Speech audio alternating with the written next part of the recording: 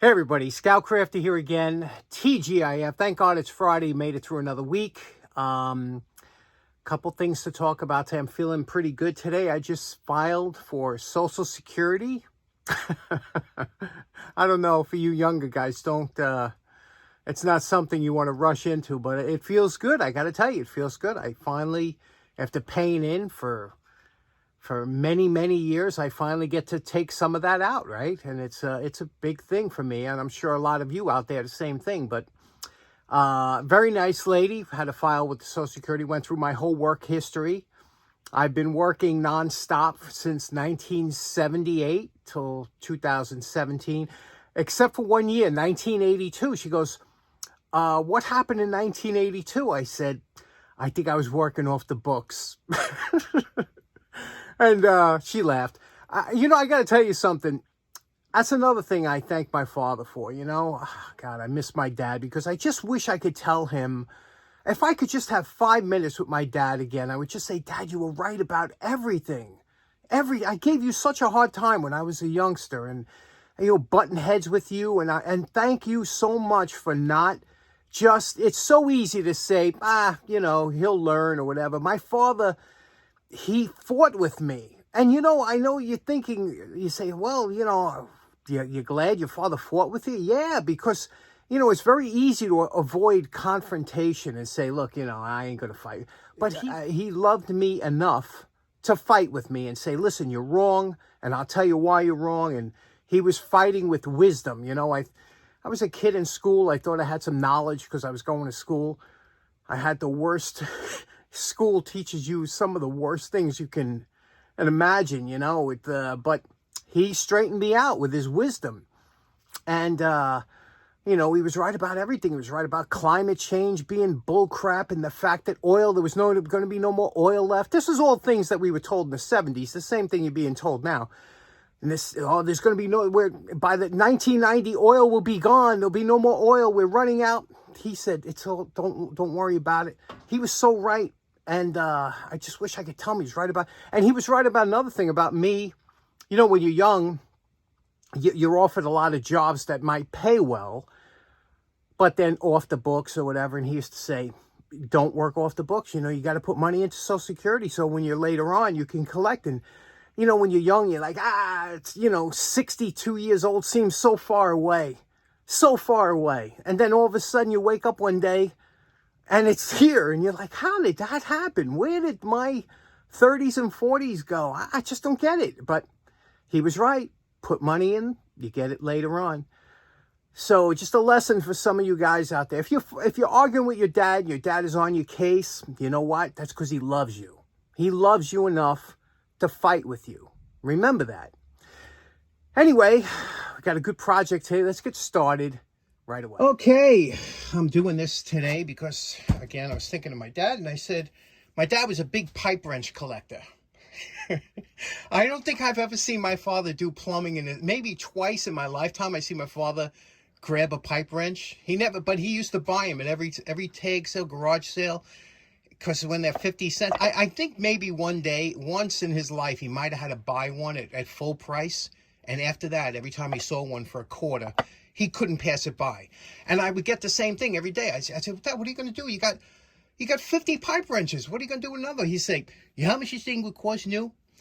So, this for my dad. Anyway, I think I paid a quarter for this, too, from Bob up at Zagra. I think it was a 25-cent wrench. Anyway, you see what it is. It's bent. And this thing, sometimes the caps screw off of here, and that's real nice. The cap screws off, and this pulls off. And that's not the case with this one. It's peened over. I don't know if it's screwed over or pinned in, whatever. It's what it is. Now, normally you would soak something like this. I got no time for soaking. We're going to do this the old-fashioned way. Wire brush and lick it clean. So let's take see if this is pinned. We'll take this to the wire brush. Okay, back from the wire brush. I do not see a pin holding it in here, but I do see... Okay, I hope this is focusing, Let me see. I do see a little peen. You see that peen right there? That's done with a punch, and the reason that does that, if this is threaded and this is screwed on so that it don't back off, they hit it with a punch, it expands it, and it kind of locks it on. So I'm going to see if this will screw off. I'll put it, maybe, usually there are 2 flats on each side so you could screw it on and off, and this one doesn't have that, which would be nice to have. Maybe I'll put 2 flats on there. I mean, this is a junk wrench we're just having fun with. Let's do it. Okay, I filed 2 flats, you see? So now we can put a wrench on there. I'm also going to run this under the belt sander just for me to take off some of that peening that was peened over, so that this should come off. Okay, we ground off the part that was flanged up. Put the wrench on here and check this out. We have movement and more movement. Some of these were right-hand thread, but this don't, it just keeps spinning. So I'm thinking maybe this thing was just peened over. So now we just got to find a way to pull that off. Okay, because we put the 2 flats in, we were able to just wiggle it off. I took a little bit more down with the belt sander. But look at that. That's just, you know, so most of these are threaded on. This one here wasn't. You could see here there was just peened over at the bottom. The handle will come off now. There we go. What a strong looking wrench. It's okay, we're gonna have fun. Sometimes some of the charm of these old wrenches is the fact that they're so simple, you know, and, you know, being only a couple pieces. So here we have this nut that comes off. It'll slide down off of the shaft here, along with the lower jaw, once we get it out of the thread. Okay, there we go. So we have the, and it's funny, this nut, look at this. This nut is captive. Can that be? That is strange. Usually that nut comes free of here. How did they do that? How did they get that on there? Right? I've never seen that before. Have you? Captive. So I can't even see that coming out. So anyway, there we go. That's 1, 2, and the handle. And you see this thing's bent up, which is pretty common for these. They had low carbon steel. This is before the alloys and everything, you know, so these are always bent all over the place. We'll straighten this out on the dake. Before we go to the dake, I took it over to the wire brush, always to see if there's any markings or anything. Looks like 2 initials are scribed in here, very professionally done. It's either a M or a W, and this is a B. So maybe it was Bill or William, depending, but B and a W. So, and then you can see here, you have to take the wire brush to get into these threads because you can't do that. But the rest of it we'll get with the fiber wheel and flap sander. Now you can see here the bend. This is pretty much straight, thank goodness, right? A little kick up here. You see that? This is kicked back a little bit. So we got a little kick up there, which is common. Very easy. You put the dake there. And we'll straighten the handle up. The handle has to come back. So let's go. Everybody's favorite, the dake. Let's check out the setup here, what we're going to be doing. You can see here we got a couple things to straighten out. We'll leave that nose cone on here. And okay, so now here's the setup. First of all, this is canted up a little bit, which is very common with these. A 1, 2, 3 block. Called that because it's 1 inch by 2 inch by 3 inches. Okay. Now they're square, they're ground precision. Put this flat against here, raise it up, and you could see here that it's canted up just a little bit in the tip. You see that right there? So what we're going to do now is we're going to just bring it down a little bit. So we want this pretty much flush. We got to bring this tip down a little bit. And to do that, we're going to push right here, and we have the setup just like this. Can't put it sideways because of the bar over there, but that'll do it. And then we're just going to push down. Okay, here we go. We're bringing it down. We're just going to hold the tip here. Okay, contact. It won't take much. And we won't go too far before we'll check it against square. Let's go just a little bit more.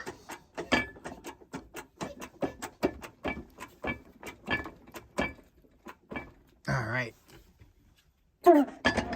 That should do it. Okay, to check, we take the 1, 2, 3 block against the side. Look at that. Right? Very nice. So now we just have to deal with this. That's super easy. Let's see which way it's bent. Yeah, so we have to bend this up. Okay, we're protecting the threads with a block of wood over there, but you could see this is a very easy bend here. You can see, and it's, like I said, quite malleable with steel, so I'm not going to go too far because we're not going to get much spring back, as you could see, because it's kind of a softer metal. And then again, you hold it up like this to see if it's straight, and it's getting there. It seems like there's a little bit of a bend in here too, right? Okay, seems like right there.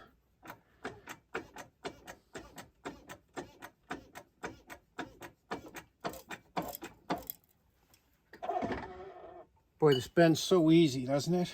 There we go. That's looking very nice. Okay, there we go. That's straight. Looks good. Considering that a lot of that's hidden by the handle, but we got it straight now. We have that straight. Now we'll wire brush this, and then we'll take this. This is a pretty thick ferrule here. My goodness, that one's heavy duty. Of all this whole wrench, this is the heaviest duty part. Okay, we're back from the wire brush now with the bottom part, and you can see what we're dealing with here. You can see inside we got to get to with the round and small wire brushes. Also the Dremel, we'll get that out of there. And you can see what we're working with the dings and whatnot, a little bit of rust in there. Again, the Dremel will get to that.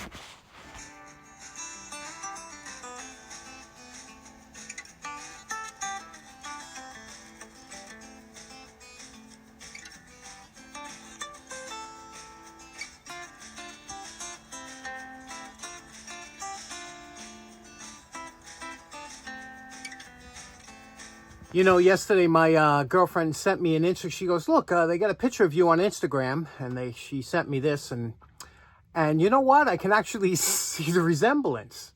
I can see the resemblance. Hey, it kind of looks like me a little bit. Speaking of Instagram, there's a great page you should follow called the East Coast Vintage Tools, and he posted a picture that everybody was talking about. With the pliers, just the embellishments on the handles of pliers. And what a fantastic picture, huh? So I just thought I would give him a shout out for what a great shot he got and why we do this hobby and why we enjoy the old tools so much. Isn't that a great picture? Yeah, so check him out. East Coast Vintage Tools on Instagram. Okay, good news, bad news. Coming along good. I found a small crack. And you only find that right behind here. I don't know if you could see it. There's a small crack there. You can see it travels up a little bit. But again, not that I would use this wrench or anything, but it kind of takes the wind out of your sails when you see that. So I'm not going over the top, but I'm just going to make it nice. You know, we got all the rust off. Got all the rust out of here. Remember, we tried to get that all out of here, all out of there, the rust. And now we're going to stain the handle. We are going to put it back together, fit it. We got to figure out a way now to attach this to the bottom because we're not going to peen it over again, I don't think. So we got to figure out a way. And that's going good. So a little gun stock stain on here. That always takes a little while to dry, and we'll see when we'll be back. A couple people were asking me what gun stock is. When I say gun stock, I kind of assume. But what that is, it's Minwax wood finish. It's an oil finish and premium oil finish, and it's called gun stock number 231 is the color. And this stuff is great. Just shake it up a little bit, and I just wipe it on with a small piece of paper towel and then let it dry. Now this is a thin stain and will absorb into the grain of the wood, and when it's finished, just wipe off the excess with some paper towel. Okay, pro tip coming up. Now whenever you take off the sides of here, you see this, the side, if you've got to clean it up a little bit. If there's rust or whatever, you're going to have a little bit of excessive slop in the wrench. Okay, you see that? That's a little excessive. Now, in order to combat that, what you do is you take off the wrench and you're going to mix up a little bit of JB Weld. You don't need a lot. A little bit of JB Weld, and you're going to take it and you're going to put a little bit here, here, and on each one on the bottom. There's guides in there, okay? And those guides wear over time even. So even if your wrench gets excessively sloppy, there's no pressure on here. When the wrench is being used, it's being used in this configuration, okay? So there's no lateral movement, so you don't have to worry about saying, oh, it's plenty strong enough. But what you want to do is just put a little dab there and a little dab on that side.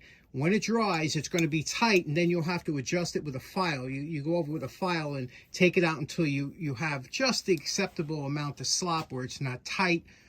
And I'll show you what that looks like. Okay, there we go. You can see just a little bit in there. Now, you're always going to put a little too much on because you always think that there's more slop in there than there is. But you can always, you file it out. It files very easy, JB Weld, as compared to metal. So just put that in there, let it dry, and you'll see how we take out the slop. Okay, it's been 24 hours. You can see that the JB Weld has hardened up.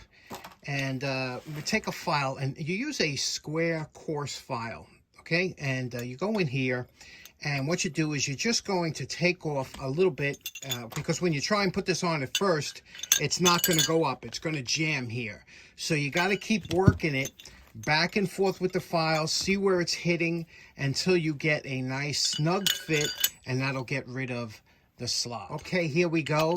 You can see very little slop. You're always going to need a little bit of movement or else this will bind up. But there we have, we took, all that slop is out of there. Remember, there's absolutely no force that goes on there that's going to make a difference with that JB Weld. But you can see it really does a nice job.